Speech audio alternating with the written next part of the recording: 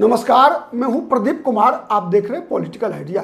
Political idea के आज के इस विशेष अंक में आप सभी दर्शकों का बहुत बहुत स्वागत है। मित्रों, बिहार में विधानसभा चुनाव के प्रथम चरण के लिए नामांकन का काम परसों 10 तारीख से शुरुआत हो रही है और आज कांग्रेस पार्टी की केंद्रीय चुनाव समिति ने आगामी विधानसभा चुनाव के लिए पहली सूची तैयार कर लिया है।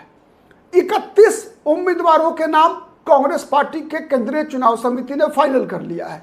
आपको पता है कि अब तक गठबंधन में, महागठबंधन के अंदर सीटों का बंटवारा नहीं हुआ है, एनडीए में भी नहीं हुआ है।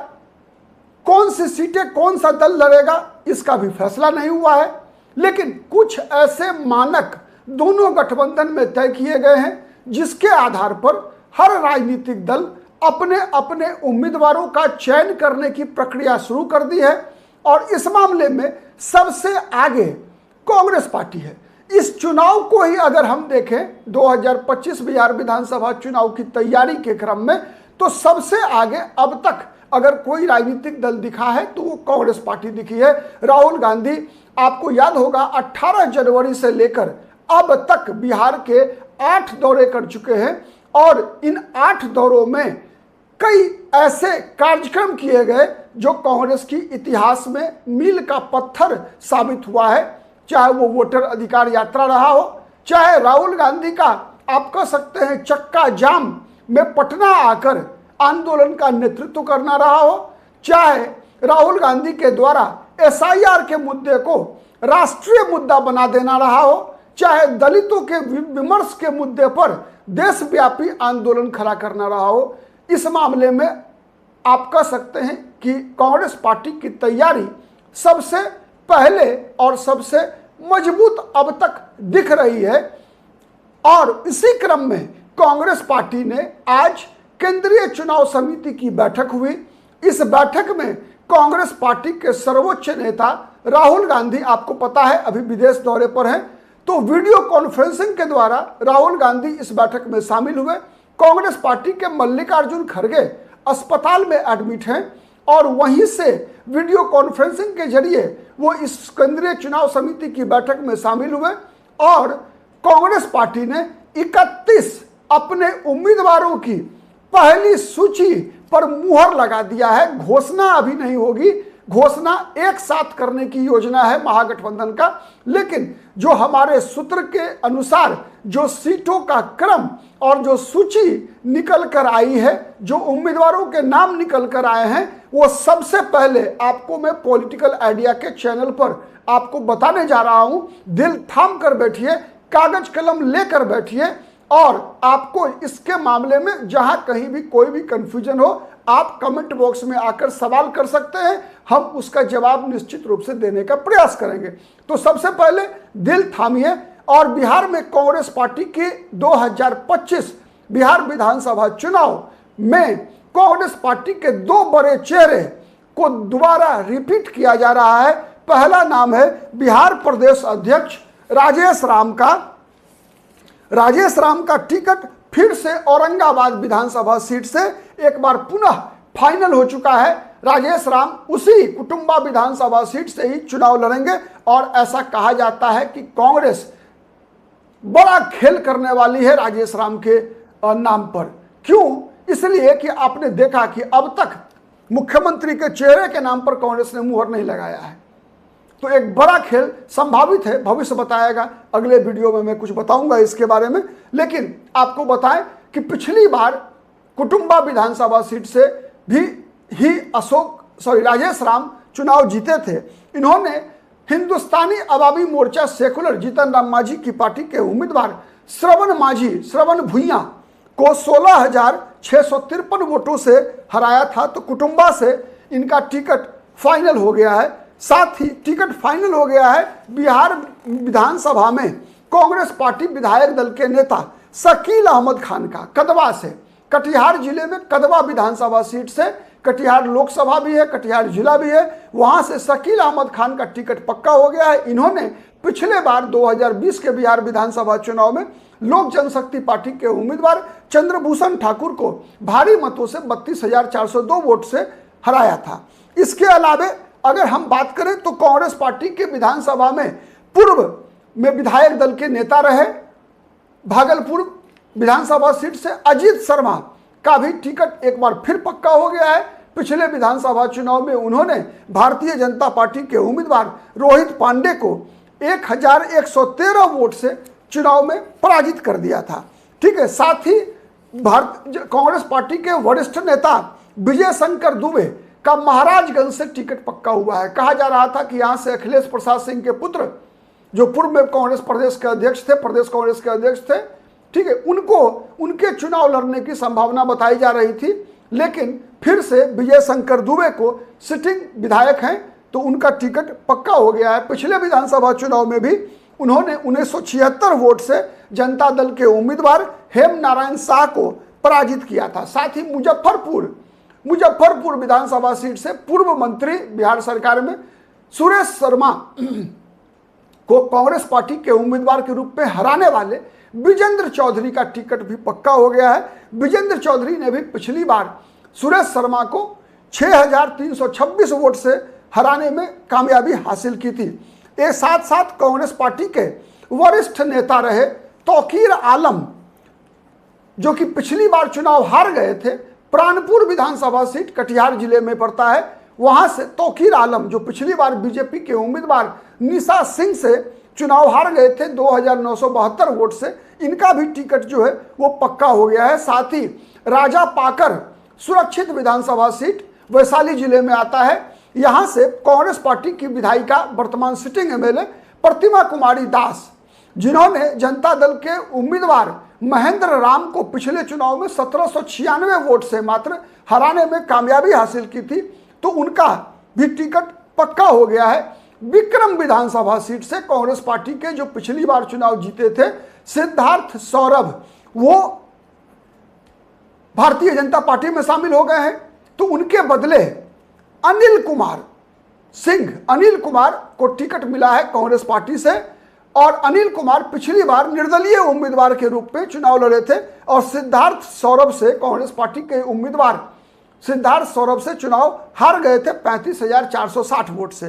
तो ये अनिल कुमार जो है को चुनाव इस बार, जो पिछली बार निर्दलीय थे, उनको चुनाव टिकट मिला है, चूंकि सिद्धार्थ सौरभ कांग्रेस छोड़कर बीजेपी में शामिल हो गए हैं। बक्सर सिटिंग एमएलए संजय तिवारी उर्फ मुन्ना तिवारी का टिकट कंफर्म हो गया है। वह पिछली बार संजय तिवारी उर्फ मुन्ना तिवारी ने बीजेपी के परशुराम चौबे को 3892 वोटों से चुनाव में हराया था। बक्सर माना जाता है बीजेपी का स्ट्रांग होल्ड माना जाता है, गढ़ माना जाता था, लेकिन लगातार 2 चुनाव से 2015-2020 लगातार मुन्ना तिवारी वहां से जीतते आ रहे हैं, तो उसका इनाम जो है उनको इस बार फिर से एक बार मिल रहा है। ठीक है, इसके अलावा राजपुर विधानसभा सीट, आपको याद होगा राजपुर विधानसभा सीट से उस क्षेत्र में सभा करते हुए ही बिहार के मुख्यमंत्री नीतीश कुमार ने जदयू के उम्मीदवार की घोषणा कर दी थी कि संतोष कुमार निराला। तो इन्हीं संतोष कुमार निराला को राजपुर के सिटिंग एमएलए वर्तमान में जो विश्वनाथ राम है, उन्होंने पिछली बार हराया था 21,204 वोट से। तो विश्वनाथ राम का भी टिकट पक्का हो गया है। करगहर विधानसभा सीट जो रोहतास जिले में पड़ता है, कैमूर में, तो वहां से संतोष कुमार मिश्र पिछली बार चुनाव जीते थे। जनता दल यूनाइटेड के उदय प्रताप सिंह को उन्होंने 4083 वोट से हराने में कामयाबी हासिल की थी, तो उनका भी टिकट पक्का हो गया है। औरंगाबाद के सिटिंग एमएलए आनंद शंकर सिंह, जिन्होंने भारतीय जनता पार्टी के कद्दावर नेता पूर्व मंत्री रामाधार सिंह को 2243 वोट से 2020 में हराया था, उनका भी टिकट, आनंद शंकर सिंह का टिकट पक्का हो गया है। ठीक है, इसके अलावा बेतिया आपको पता है पूर्व बिहार के उप मुख्यमंत्री रेणु देवी जो वर्तमान में सिटिंग एमएलए है वहां से, उनके खिलाफ मदन मोहन तिवारी पिछली बार लड़े थे, जो हार गए थे 18,079 वोट से। तो इस बार फिर कांग्रेस पार्टी ने भरोसा जताया है मदन मोहन तिवारी पर। ठीक है, कि मदन मोहन तिवारी 2015 में इन्होंने रेणु देवी को हराने में कामयाबी हासिल की थी। ठीक है, उसके बाद रामनगर सुरक्षित विधानसभा क्षेत्र से राजेश राम, जो पिछली बार चुनाव लड़े थे, हार गए थे बीजेपी की भागीरथी देवी से। रामनगर विधानसभा क्षेत्र आता है पश्चिमी चंपारण में। ठीक है, तो पश्चिमी चंपारण में बीजेपी की भागीरथी देवी से ये 15,796 वोट से हार गए थे, तो इनको फिर से कांग्रेस पार्टी ने टिकट दिया है। रीगा अमित कुमार टुन्ना को मिला है टिकट यहां से। पिछली बार ये बीजेपी के जो मंत्री हैं बिहार सरकार में अभी, मोतीलाल प्रसाद, उनसे चुनाव हार गए थे 32,495 वोट से, लेकिन 2015 में ये चुनाव जीते थे और 2015 में अमित कुमार टुन्ना वहां से चुनाव जीते थे। इस बार फिर से उनको अमित कुमार को ही दोहराया गया है।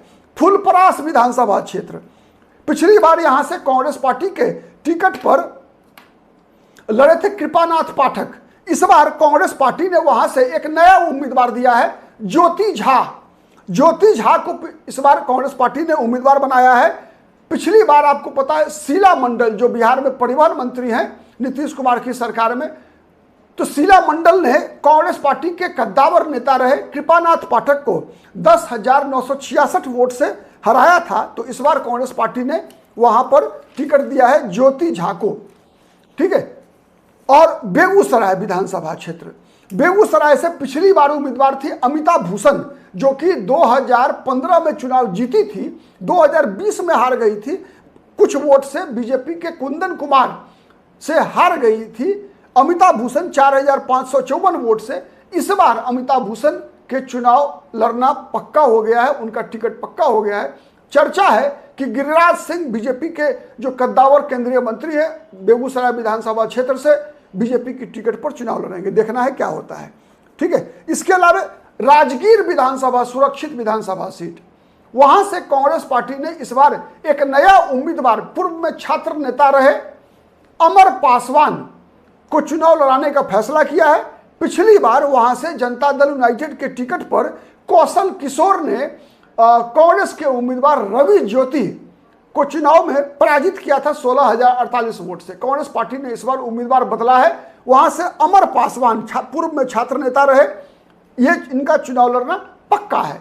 पटना साहिब विधानसभा क्षेत्र हॉट सीट है, नंदकिशोर यादव यहां से विधायक हैं, लगातार 1995 से जीतते आ रहे हैं। पिछली बार उन्होंने प्रवीण सिंह को, कांग्रेस के प्रवीण सिंह कुशवाहा को 18,300 वोट से हराया था। इस बार इनका मुकाबला करेंगे एक कांग्रेस के हेवीवेट नेता जो पिछली बार पटना साहिब लोकसभा क्षेत्र से चुनाव लड़े थे और पूर्व केंद्रीय मंत्री भारतीय जनता पार्टी के कद्दावर नेता रविशंकर प्रसाद को पानी पिलाया था लोकसभा चुनाव में, अंशुल अभिजीत, पूर्व लोकसभा स्पीकर मीरा कुमार के पुत्र, बाबू जगजीवन राम पूर्व उप प्रधानमंत्री के नाती, और उनकी मां शेड्यूल कास्ट से आती है, बाबू जगजीवन राम की पुत्री है, लेकिन पिता इनके कुशवाहा समाज से आते हैं। तो पटना साहिब में कुशवाहा समाज का वोट अच्छा खासा है और इस पर महागठबंधन की नजर है। तो पटना साहिब से अंशुल अभिजीत भारतीय जनता पार्टी के कद्दावर नेता नंदकिशोर यादव का मुकाबला करेंगे। इसके अलावे जो और नाम तय हुआ है वो नाम है एक मिनट, हाँ, उसके बाद कोढ़ा विधानसभा सीट कटिहार जिले में आता है।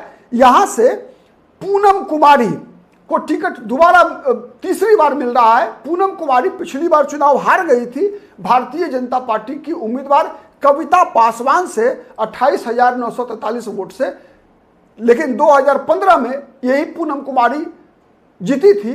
इस बार फिर से पूनम कुमारी पर कांग्रेस पार्टी के नेतृत्व ने भरोसा जताया है, ठीक है। इसके अलावा बात करते हैं कस्बा पूर्णिया में, ठीक है। कस्बा विधानसभा सीट से मोहम्मद अफाक आलम जो कि सिटिंग एमएलए हैं, और मोहम्मद अफाक आलम एक ऐसे एमएलए हैं, बताऊं मैं आपको, जब कांग्रेस का बिहार के राजनीतिक इतिहास, चुनावी इतिहास में सबसे खराब प्रदर्शन रहा था 2010 में, तब भी मोहम्मद अफाक आलम चुनाव जीते थे। और पिछली बार इन्होंने लोक जनशक्ति पार्टी के उम्मीदवार प्रदीप कुमार दास को 17,278 वोट से हराया था। तो इस बार इनका फिर से टिकट पक्का हो गया है। कांग्रेस पार्टी के ही सिटिंग एमएलए इजहारुल हुसैन को किशनगंज से फिर एक बार चुनाव में टिकट दिया गया है। पिछली बार इन्होंने बीजेपी की उम्मीदवार स्वीटी सिंह को 1381 वोट से हराने में कामयाबी हासिल की थी।